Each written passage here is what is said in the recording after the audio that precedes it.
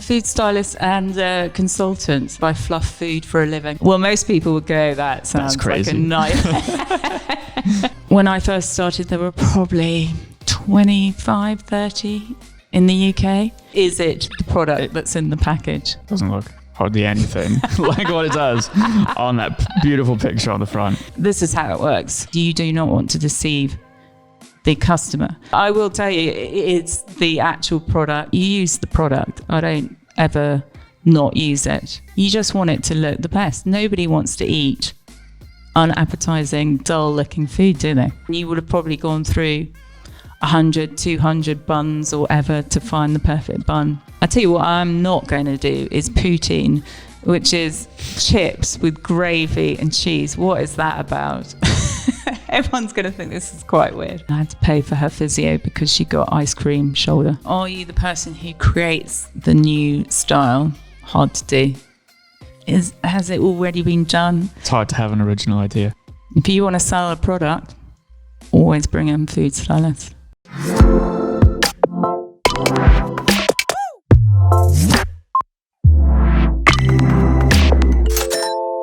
Hello, Sal. How are you? I'm good, Perry. How are you today? Yeah, good, thank you. Trying to get you on for a while, so very happy to have you in finally. Yeah, sorry about that. Had travelling to do, places to go, people to see. All good, all good.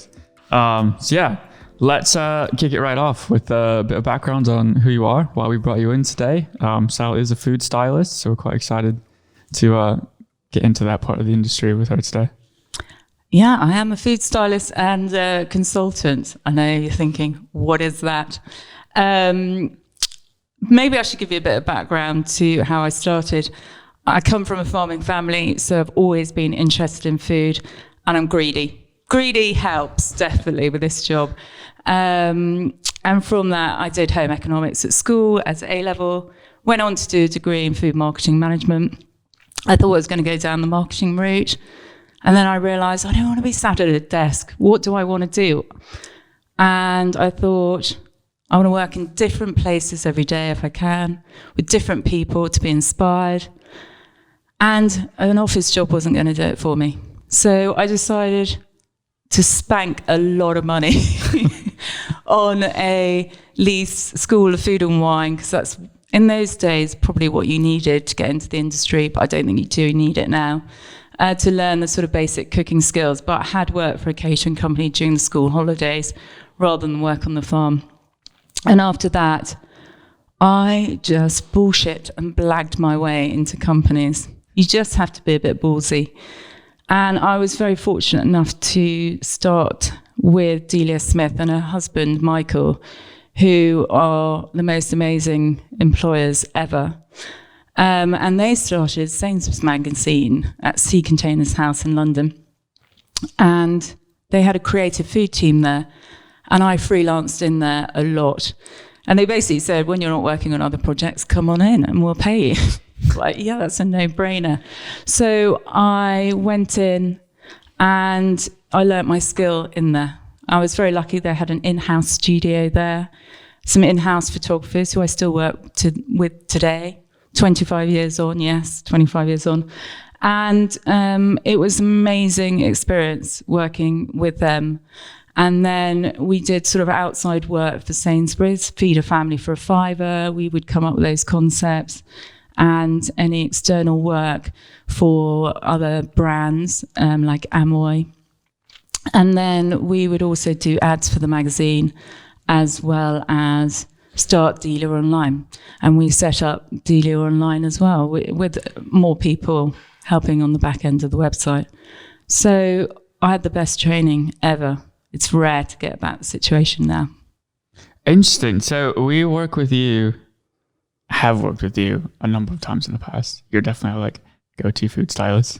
What?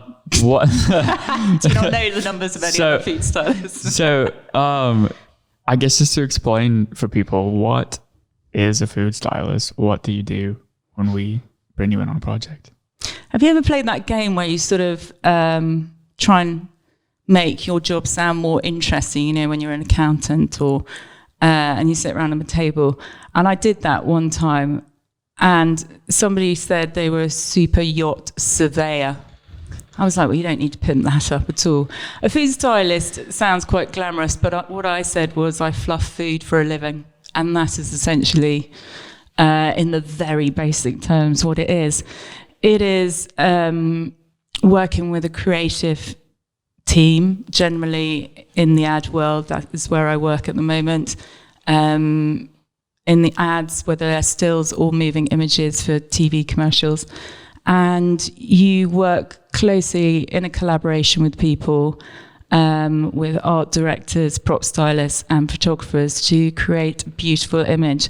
And I would be the person who does the shopping, get to the location, cook all the food, sometimes with assistance, sometimes on my own, and put it in set and do the composition with the photographer.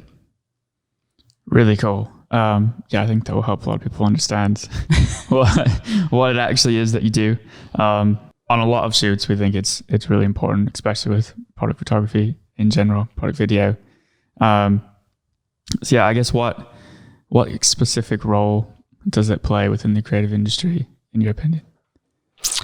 I think it's making that connection between what the creative's idea or concept is and making it actually happen, as with, like I said, collaborating with all those people to make the image.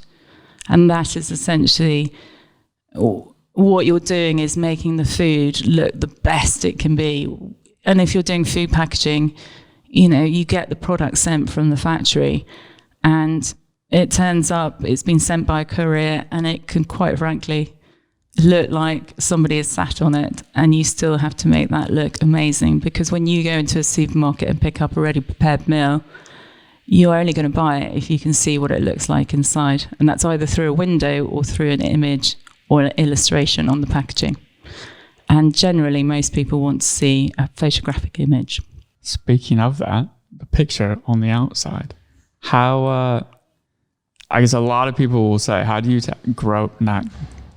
tackle the question of that image often doesn't look like completely like the product when you actually use it yourself? Oh, so are you asking the question, is it the product that's in the package? Not entirely, but like, you know how you get a frozen TV dinner, right? Yeah. When you actually cook that in the microwave, it doesn't look hardly anything like what it does on that beautiful picture on the front, which is what sells you in the first place. I mean, we're all a victim to it. We're guilty of, it works. Like, there's a reason it works. And that's why it's important from an advertising sense. But yeah, what are your thoughts on like how far is too far in like creating that product image if the actual product you're getting, and on a usable sense, never actually looks like it? Well, you have to remember there's an advertising standards agency that will pull you up if it isn't close enough to the image. So I think for me it's twofold, because I work on packaging and fast food chains occasionally, through delivery companies. And so on the packaging front, this is how it works. So they would have a product range that they want you to shoot. You would have probably done a test shoot running up to that if it's a new range. The factory, I always ask for 8 to 10 samples, and I generally ask for 3 that are already in the dish, so I can cook them up as you would do like a chicken ding meal, as I call it, microwave meal, or in the oven. And then I also would ask for the components to be separated out, because nobody necessarily wants to see, I don't know, a piece of meat slathered with a sauce and then it's got herbs and stuff on there, and I need to deconstruct it before I reconstruct it. It's far easier if it comes deconstructed. And then, I cook it up. I look at it. I work out the numbers of things. So, and they are specific about it. They call them particulates. They want to know how many pieces of chicken are in that, say it's a curry or whatever. And I make sure that you can't see any more than that is actually in the pack. And then I basically reconstruct it. So if it was, say, the curry, I would, if it's frozen product, defrost the chicken, Then I would fold through the sauce. Now, the sauce could be water-based, and therefore it might leach a bit of water, but generally they've got modified starch in them, so they're pretty good and they hold up, but you don't want that water line. So I might add a little bit of arrowroot, what we call slaked in, to just hold that sauce, but still be the same thickness. So you're just preventing it from water lines, really. And then, the rice. And then you just put it in a bowl, but you're thinking about how the photograph's obviously going to look. Now, to the eye, it's very different to how the camera sees it. I know that sounds like a weird thing to say, but it really does look a difference. And I think you have a moment in your career where you go, my eye's in. And so you start spotting the same things as the photographer, going, that's not right. Things are lining up, they're too parallel. That bit of chicken needs to be lifted up a bit more so it's got a bit more shadow. And they're all things that you're thinking in your head, but you don't necessarily talk about, you do automatically. But when you're first starting out, that's a skill that you have to learn. And that is how you put it in the dish. And also, my food styling is what I call home-cooked food, more natural looking, and it's harder to style something in a natural way. It's very easy to make something look styled. So when I mean that, a lot of people, when they first start out, they will put everything, say it's some tomatoes around the chicken or something, they'll place everything in, equidistance apart in there, and you look at it and go, that looks wrong, because that's not how food falls when you pull it out of a packet.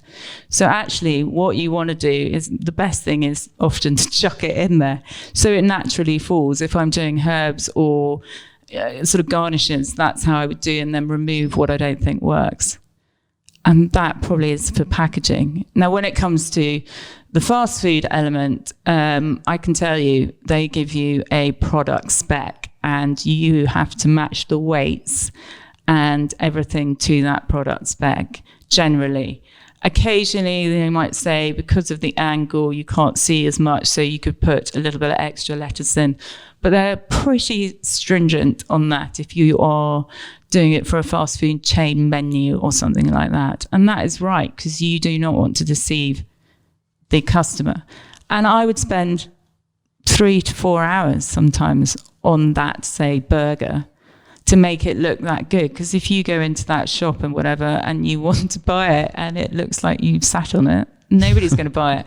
But I will tell you, it's the actual product, and you would have probably gone through 100, 200 buns or whatever to find the perfect bun. The same with the burger. You will cook a lot of burgers to get the one that you want. And so it's about numbers, and that is really what it's about. But you use the product. I don't ever not use it. So you're using the actual product, the actual ingredients for all the stuff, to just add like the absolute best that it could possibly be. Yeah, I mean, look, if the tomato comes in and it's not red, then I would buy some red tomatoes and slice it up to the thickness that it's meant to be. But I don't think that is falsifying anything. It's just making, tomatoes come in all shades depending on the seasons and which country it comes from. So I think that's fine. You just want it to look the best. Nobody wants to eat unappetizing, dull-looking food, do they? And if I didn't do that, they would probably do it in post and redden it up anyway. That's fair. That's a good point, actually. Actually, it's cool to hear that if you can do it all in person right there in the shoot, like why not? Rather than doing it in post, it becomes a bit less authentic.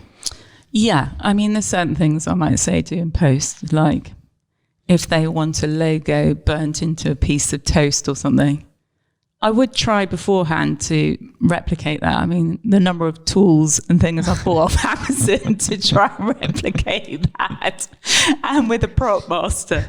And if you don't know what a prop master is, they are the most amazing people who create things that start whizzing around on the table. So if you look overhead down into a liquidizer and it doesn't work without the lid on it, they'll create something to get that whizzing, or a hand that extends up through a trolley. angle grinding off the bottom of the trolley, whatever. But if we can't achieve it, then, there has to be a bit of post-action, which is, if you're not sure what that is, that's post-production, and therefore it's a bit of retouch. But it doesn't ever retouch it to the point that it's false. No, that's quite refreshing to hear, actually. I think, to be honest, that's probably opposite of what most people would assume. I think not opposite. I think a lot of people just kind of take it for granted and assume that that's like what they see on like a McDonald's advertisement because of what that product they actually get on a regular basis. They're just like, that's not exactly real. But it is. It is real. It is real. And it turns up and you look at it. Well, you look at it and you go, crikey, I don't know what to do with that. I often have moments where I think that. And luckily, they're just thoughts in my head and I'm not verbalizing it. But hopefully with the skill set and experience you have, you can conquer it. But it is problem solving all the time. Oh, really, really, really cool. So I guess in a production sense, when does it become essential? Like at what point would you bring in a food stylist? If you want to sell a product, always bring in food stylist. Always. All the time. Yeah. I totally and utterly believe that. It's like saying to me, go and use that camera. Or saying to you, Perry, go and style that food, cook that up. I wouldn't have the first idea on how to use a camera, which is ironic, isn't it? As I work with photographers, I know a bit, but, or, set up the lighting or, build a set. You are all employed for your specialism. And food styling is a massive specialism. And I'm learning every day. So why should somebody who's never done it before be able to create something that's amazing? It's rare. It's a rare skill if you can do that. On that note, what are some of your favorite things to style? Oh, I'm a bit odd like this. Everyone's going to think this is quite weird. For me, there's sort of two sort of areas. I like technically difficult things. So I like the challenge. It's very easy to style beautiful food, like colourful vegetables and salad and, lovely puddings and things like that, because you can put drips here, crumbs there. And naturally, vegetables have got amazing shapes and colours and you can cut it in various ways. That's easy. The difficult stuff is sandwiches. They're really hard to do. Because if you think about it, a sandwich starts drying as soon as you let any air get to it. The bread starts to curl. You've got wet fillings in there generally. How do you stop those seeping into there? You generally have to build it from scratch and it needs to look like it's been cut in half. And so you need to make that look natural. And sometimes they want the sandwich standing up so that it looks like it's in a packet, in a sandwich box. And, gravity says that the filling should fall out. So, with that, for example, I would skewer the bread together with a set of skewers and leave and push it together. So you have the three sandwiches cut open, pushed together, and then fill it. But then you could smear the egg mayonnaise over the bread. And you're always thinking, how can I get that ingredient in there without that leaching here, dripping there? And then salads are technically difficult. You think they'd be easy because there's lots of shapes. But if you think about salad leaves, if you put anything on them, they just go down and decompress and the shape is lost. So that's quite a skill set to do. Ice cream is tricky, but I love ice cream. And, roasts are tricky because when you slice into it, you're doing that, I hope it's a medium rare or whatever it is. You can change that in post-production a little bit, but there's a point where you can't change it. And then the other side, the other big category is brown food. Oh, there's so much brown food out there. So when I say brown food, you're talking bread, you're talking pasta. Christmas is all brown. Turkeys, meats, puddings, generally, Christmas pudding. Party food is generally brown. and products that come from supermarkets, so ready prepared party food. How do you make that look good? Can you give us any tips and tricks? Not tips and tricks, but like, not that you need to reveal all of your secrets. But, good. But just so maybe is there like a few really common ones across the industry that maybe we wouldn't realize? Yeah. I think the thing about a set is you have to remember that something could be on set for 4 hours if you're doing an ad stills job, that is. And also just clarify that actually. So stills is a static shot, a photograph, whereas moving image would be film or that is used in TV commercials or films or cookery programs, etc. So they're 2 different beasts. Actually, could we dive into that a little bit? Differences between styling for photo versus film. Oh, you see, I went off a tangent again. Yeah, no, that's a good tangent. I like that one. I think that's quite relevant. Okay, well, the difference is there's quite a big difference. When you're looking at an image on a billboard or on I'm only going to talk from an advertising point of view, really, on a billboard, or you might see it on a website or something like that, or social media. That is a static image. And therefore, the detail that you need in that is so much more. Normally, like I said, it would take 3 or 4 hours for one image if you're doing an ad shot, because you blow that up and, put it on a billboard. It is huge. You can see everything that's wrong with that. And so the detail is extraordinary. And even when you're looking on a screen, you're having to think, crikey, that's going to be, 50 times bigger, 100 times bigger, whatever. So the detail is a lot greater on that. When you're doing moving image, often the camera is moving in and out or doing a pan or wide image, and it's shooting across the person. There's often people, cats, dogs, any animal, children. And so you're just seeing sometimes shapes and colors, and that's all you need to do. But often they'll go what we call macro, which is very tight in on the food. So they have a close-up. But again, that shot is generally 1 to 2 seconds. And so it's a different level of detail. It's more probably about filling a table and the dishes rather than looking at one product in close proximity. Okay. I think that makes a lot of sense. I think billboards and stuff, they are massive pieces. There's most video and stuff like that's going to be seen on a TV screen or on your phone, that kind of thing. So yeah, it makes sense that the detail would be very, very different. So yeah, any common, I guess if they're not secrets, then it's just really the common things in the industry that you guys use to style food. There's lots of things. So firstly, what I would say, there's like no school of food styling. Okay. There is an evening class, but you're not a food stylist after that, I'll be honest.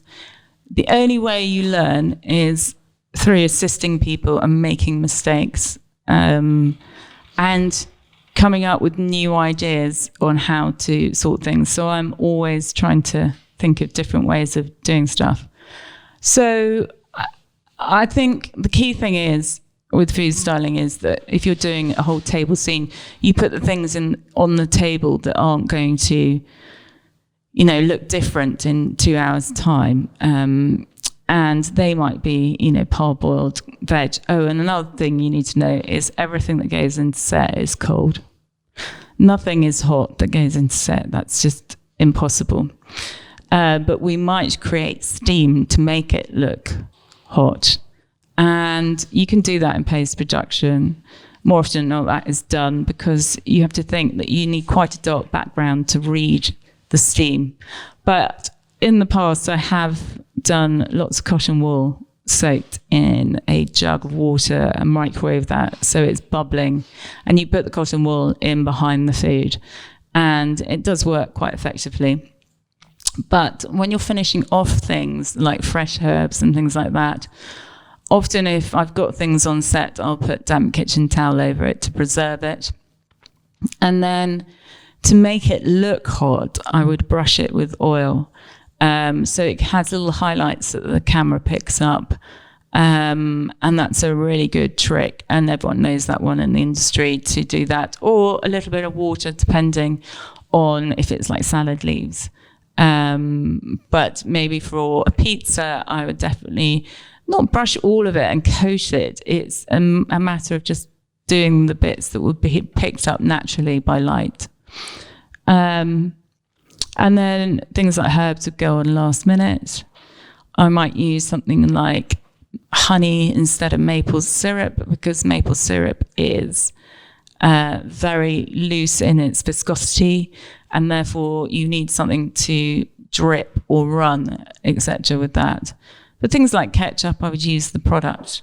Mayonnaise, if you're doing a drop of that, I might thin it down with a little bit of water. So they're the kind of things that you would do. There's more technical stuff than that, but obviously don't want to lose a job. Gotta keep those to yourself. Yeah. Can you give us one? one really bizarre. Okay. Something that no one would ever be like. Yeah. Look, when you cook a bird, there's always a part of the bird, and I'm talking like a turkey or a chicken, that doesn't brown. And that would be down by the wing area. If you look at it, when you cook a roast chicken at home, it generally browns in different places.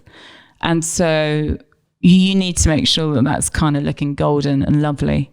And so, you might brush something on it just to make it look glossy and retain its sort of just cut look, which would probably be, I've gone back and forth between different solutions.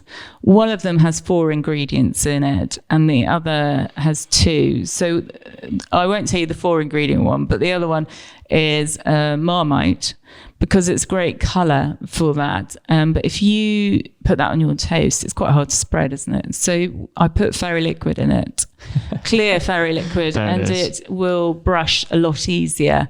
And it sort of won't go patchy, which is what you want. So I would just brown that bit. But actually on the turkey, it's a lot of cooking, as in and out of the oven every 5 minutes, putting tiny bits of foil on it with pins and, really cooking them. If I'm doing a Christmas ad, I would probably cook 6 to 8 turkeys for the turkey to go on the table, because when you put something into the oven, it can look great and you've trusted it and everything like that.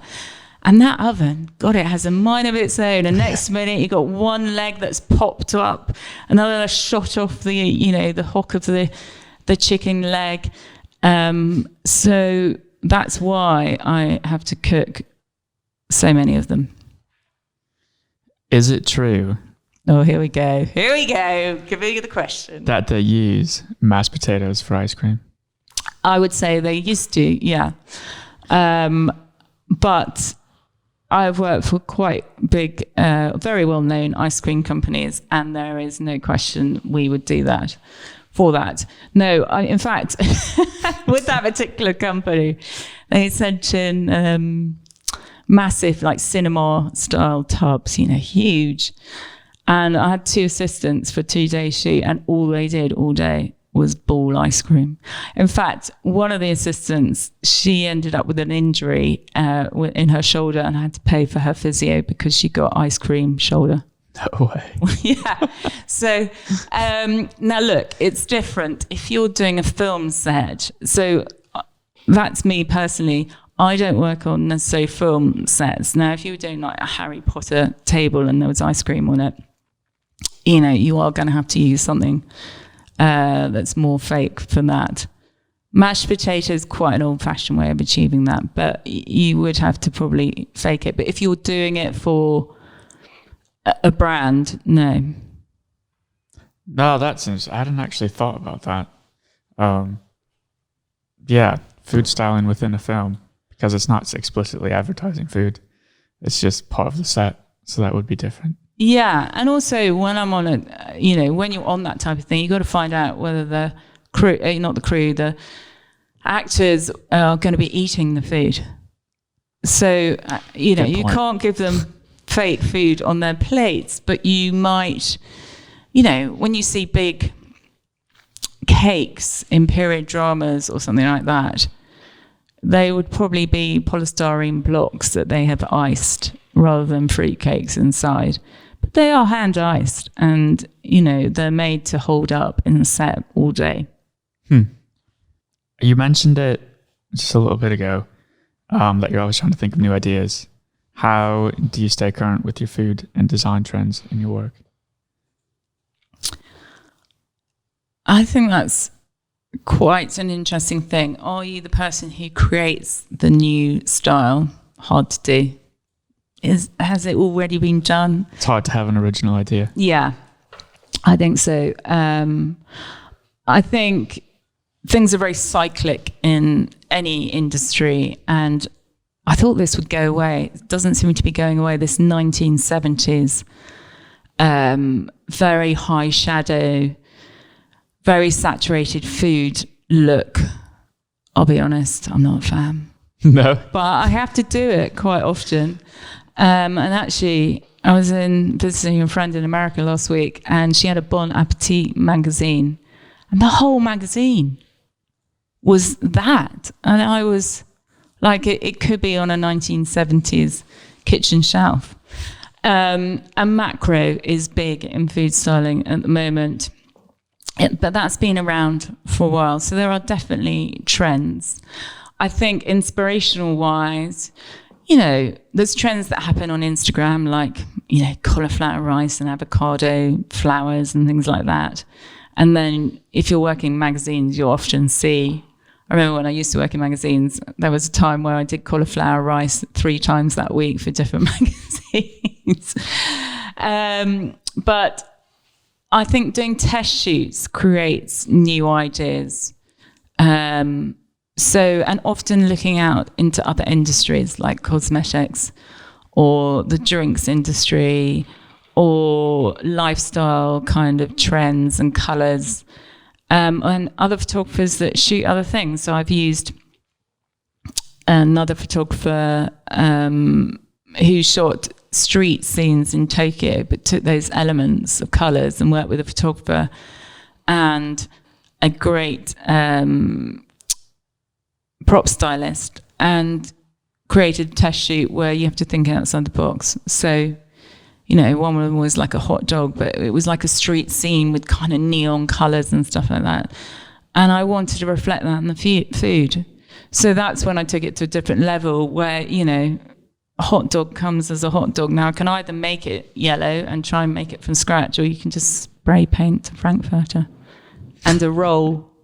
So I made the sausage yellow and the roll black, and then I used a natural element, which is pickled pink onions, to go on top. And I think, or dyeing noodles red. So that is good to do, always to do test shoots, but have a strong idea and make sure it's a good collaboration to get some images that you can actually use. Because at the end of the day, it's great to have it in the portfolio, but you're trying to get work with it. And that's the point. Or is it? It's nice to have some just great imagery that you don't care if you don't get any work, actually. It's good, actually, to do that. I realised I did that before Christmas. Sorry, I know you were going to ask another question. But sometimes when you're in the... you're just doing job after job after job, it's good to have some time out to refresh your creative side and doing test shoots. And for me, it's travelling as well and eating in restaurants to get those new creative ideas, how you might cut something, or, I haven't thought about that. I tell you what I'm not going to do is poutine, which is chips with gravy and cheese. What is that about in Canada? Are you kidding me? It's like the greatest food on planet Earth. Yeah, well, I mean, it's all right. It's all right. But it looks, thank God I don't have to style that. And I imagine in Canada you have to style a lot of chips with gravy. Not my bag. But the cheese curds, it can be so colourful. Yeah, I would say stick to what you do and I'll stick to what I do. Have you ever been like traveling then or anything, and can you think of any like big inspiration that you've had due to any of that? God, I remember probably 15 years ago I went to Australia and I saw this pavlova cake. I was like, wow, why have I never made a pavlova look like a cake? So it had like high sides as if it had been made in a cake tin. Or, you know, beautiful layers using watermelon. There's a place in Newtown in Australia that's famous for its watermelon layered cake. And they're just things, all pops of colour that work together. And that doesn't necessarily need to come from food. It's your surroundings, it's the culture of a country. And that's what's also great. Yeah, you do bring things back. I write a little kind of journal. I just got to remember to go back to it. So you said the industry seems kind of stuck on this 1970s theme currently. Yeah. What do you think the future holds for the food styling industry? I mean, I'll tell you what, this is where I'm going to use the podcast. For food stylists, and it was brought up again in something that I was doing 2 weeks ago, and it's about a bit of recognition, actually.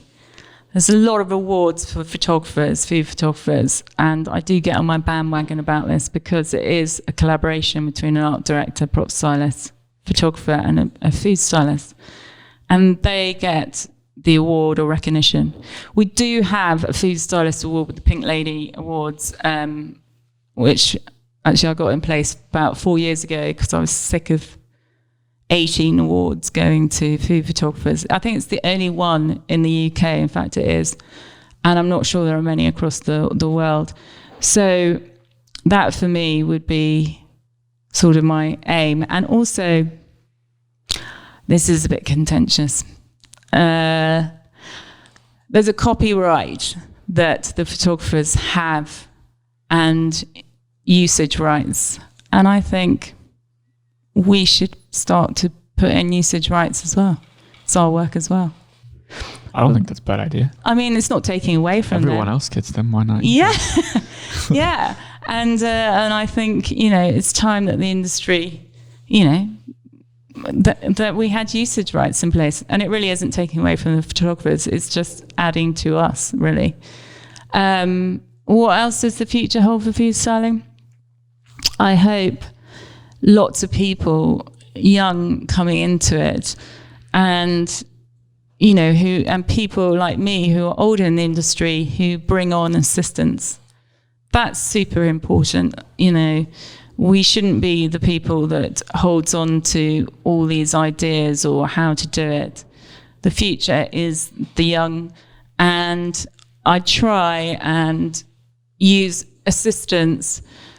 Obviously I pay them, but I try and teach them as well because, you know, they need to then fly the nest, so to speak.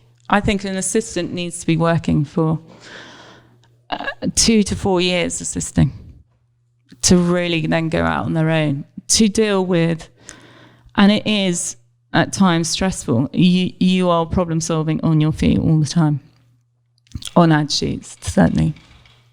Great. On that note then, how do you, I guess what kind of advice do you give to someone who wants to get into food styling? How would they go about even approaching that career? I don't think you can really go to a school specifically for food styling, can you? It's got to be a branch or something else. No, I mean, there is an evening class, but I wouldn't even say that's...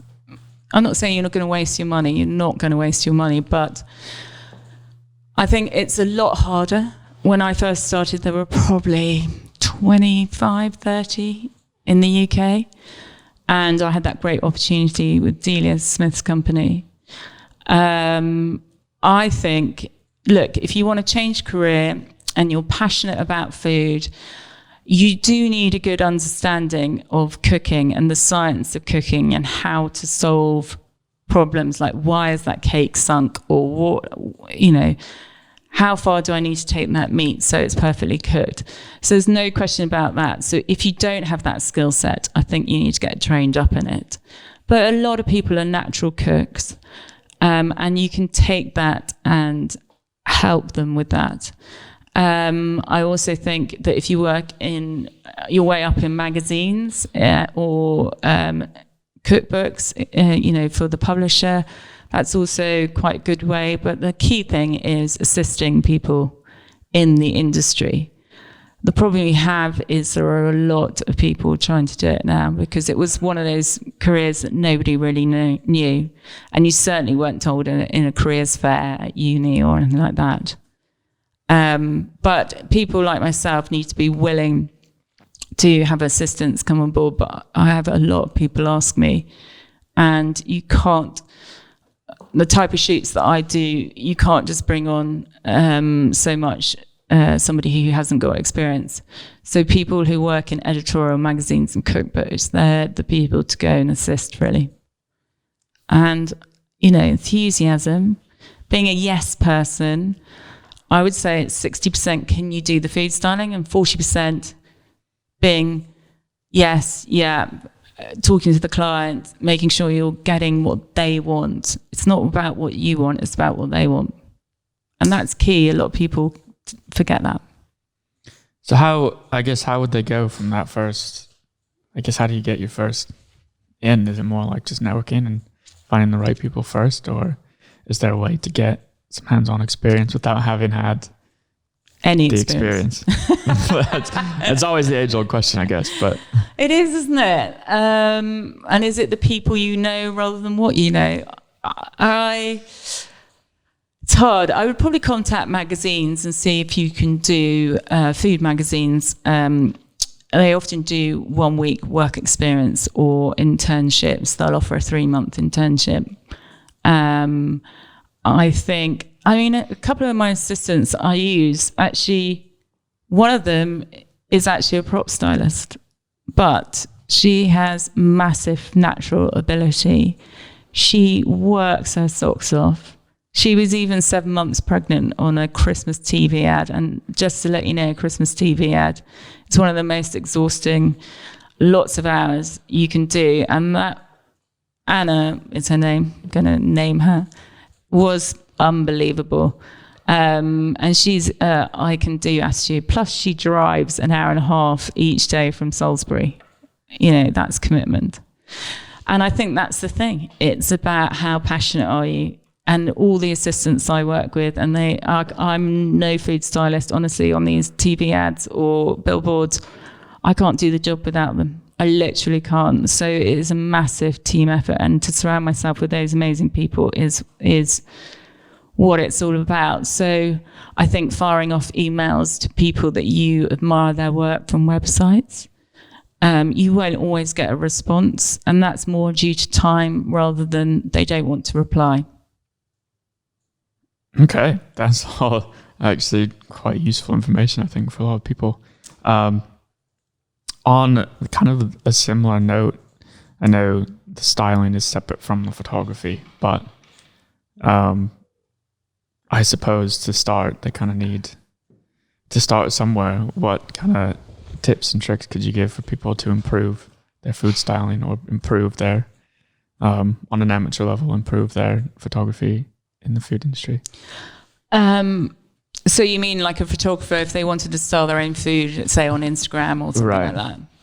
I think to have a basic kit helps. So a selection of paintbrushes, some scissors that cut really well, and nail scissors, so a pair of kitchen scissors, nail scissors, tweezers, and I would say things like pins, a little bit of blue tack to hold things up. Just a basic kit, because even you just putting a dab of a little bit of oil onto the food just before you shoot it makes it look fresh and alive. Trim off the bits that are a little ugly. And just try different angles. I think it's not always about the food, it's about the angle that you're shooting at it. And quite often we have an idea that we're going to shoot it at high 3/4 or overhead. And actually, we quite often say on a shoot, not so much on probably an ad shoot, because there might be a set look to the whole kind of campaign, which might be all overhead, so you have no option, or it might all be side on. But I think for a photographer, and to make sure that the light is right for the food. So, for example, don't put like the white sauce or whatever directly into the light. It needs some shadow casting over it. So maybe rotating the plate, simple things like that. But also natural styling, like I said before, where you just drop things on the final garnishes and just pick out what you don't want, so it looks natural. Great. Last question for you. Oh, we are nearing the very, very end. I just want to hear, if you have one, what's your favorite project that you've ever gotten to work on? That could be the project as a whole, or just like your favorite thing that you've ever gotten to style. Oh, wow. And yes, it's okay to pick favorites. I was going to say, it's like choosing your favorite child, isn't it? Everybody has one. Do they? If I'm honest with you, I like the big TV ads. They're stressful, but there's a huge sense of achievement when you see it on the screen. So it would be a Christmas ad, because hopefully you were involved at the beginning of it, and I love the sort of production side of it, and how I'm going to build kitchens in wacky locations. And often you're in 2 locations in a day. So I'd probably have a team of 6 and divide that team up depending on what day we're doing. So you might be prepping for the main shoot the next day in one location, and then I've got a sort of sub-team on the shoot with me that day, and they might be coming with me from 2 locations to assemble things or cook things. Nighttime shoots are always interesting. Weather is, people forget that we live in the UK and you can't guarantee the weather. So you're fighting against, you can make the most amazing food, but your kitchen is on a driveway in a cul-de-sac and you're shooting in a house that's, 100 meters away. And you've got to get that food that's all pristine looking down there. And it's problem solving all the time. Product doesn't turn up, crew members going down, weather, failure of equipment. You have to quit the kitchen that's delivered every time, so you're packing it up. So it keeps you on your toes. And in fact, on those, I don't even cook. I don't have time to cook because I'm literally going from one set, putting the food in set, styling, working with the art department, and then I have to leave and go to the next one. It's fun. It sounds really fun. Well, most people would go, that sounds like a nightmare. I have cried, yeah. But that was lack of sleep, yeah. Can you, or are you allowed to name drop any of the Christmas adverts you've done? Let's put it this way, quite a major supermarket, and that was fun because 1 minute you might be on an aeroplane that's stationary at a disused airfield, and next minute you might be in a location house somewhere in the country. Really cool. Yeah, I don't think I can say much more than that. No, it's quite exciting. It's just food, but it takes you places. Yeah, it does take you places. Egypt being one of them, and that was interesting. That was for a TV commercial, and I was meant to start shooting at 8:00 in the evening, and I checked that that's what we were going to do, and then they said, actually, it's not going to be until 2 a.m. and I'd already cooked all my burgers up. So bear in mind, we have to do a lot of takes because we're using actors. So something you see where somebody's biting into a burger, that actually might take 15 takes. So I have to make that many burgers. And also you have to make it so that the person biting into it can actually bite into it. So you have to offset all the ingredients. And it was 40-degree heat. So food poisoning wise, this is not looking good. And I have no other ingredients, and I have an assistant who was lovely, but we had a bit of a language barrier problem. So yeah, that was a bit hairy. Plus my flight was at 6 a.m. and we were still shooting. Oh no, my flight was at 9 and we were still shooting at 5:30 in the morning. So yeah, there you go. Working in bizarre circumstances. All right. Well, there you have it. Sal Henley, everybody. Let's give everybody what they want. Go ahead and plug. Where can they find you? Where can they find your work? How can they contact you? Oh, wow. Yeah. Didn't know we got this bit. Yeah. What a bonus. Feel free to pitch yourself right here. Oh, okay. Thanks. I'm Sal Henley, and my website is salhenley.co.uk, and my Insta is Sal Henley, Henley. Contact me. So that brings us to the end of this episode of Teralon Talks. We hope you enjoyed our conversation with our guests today. As always, we want to thank you for tuning in and being a part of our community as we continue to grow our audience and bring you more exciting guests from the creative industry. If you have any topics or guests you would like us to cover or would have any interest in being a guest yourself, please reach out to us via Instagram at Teralon Media or visit our website at teralon.co.uk. And of course, don't forget to subscribe, rate, and review the show. Your support helps us reach more listeners and bring even more valuable content to our audience. Thanks again for listening, and we'll see you again on the next episode.